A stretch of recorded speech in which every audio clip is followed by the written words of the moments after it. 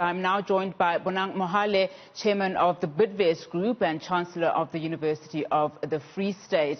Mr. Mohale, thank you so much for your time. I'm going to ask you to put your business hat on and get your initial reaction to that budget speech.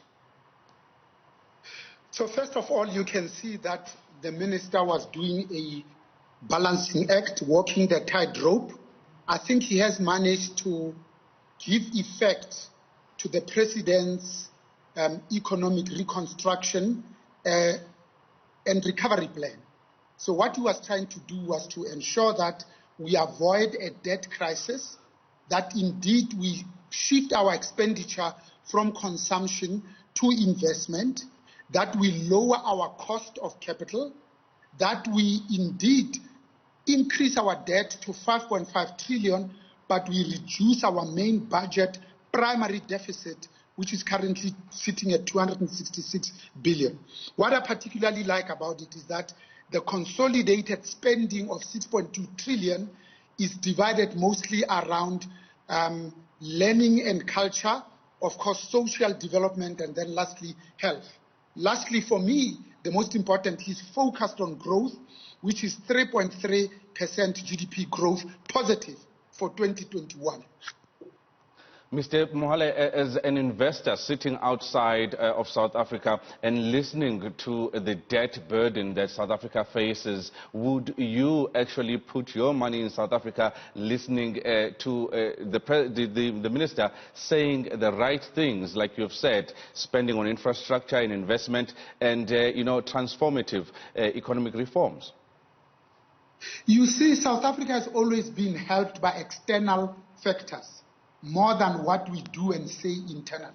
For instance, we are now currently sitting on $13 trillion of money in the developed world because of the USA elections and their interest rate that is approaching zero. The yields are actually attractive for the emerging markets. And of the emerging markets, the most complex and highly developed and hugely diversified is South Africa, so we will benefit because of that. The external investors, like South African people, are really worried not about the numbers. They are worried about a strategic conversation and the message that we are having. We are having the lowest level since the Second World War of confidence, of trust and hope. What they want is not another plan. We already have 6 other plans.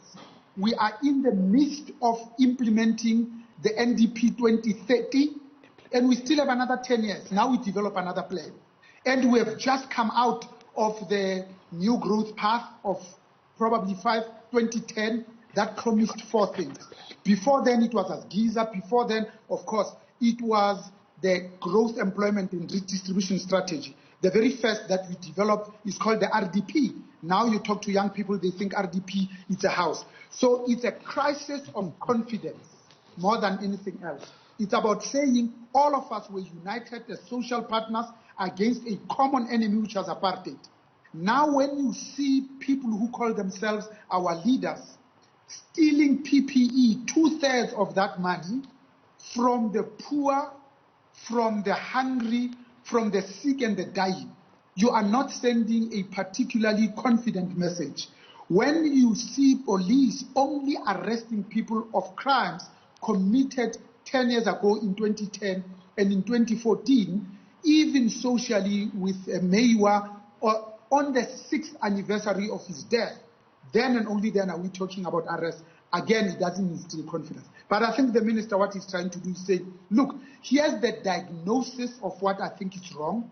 These are the 3-4 big burning platform issues that we need to do, because if we don't, the continuance and the success of this economy is at risk. Here's what I like about what Minister Mboweni always does without faith. He says, for us to act clearly, we must think clearly because we speak clearly. Thank you. Thank you very much, Mr. Bonang Mohale, the chairman of Bidvest, giving us his thoughts on the medium-term budget policy statement.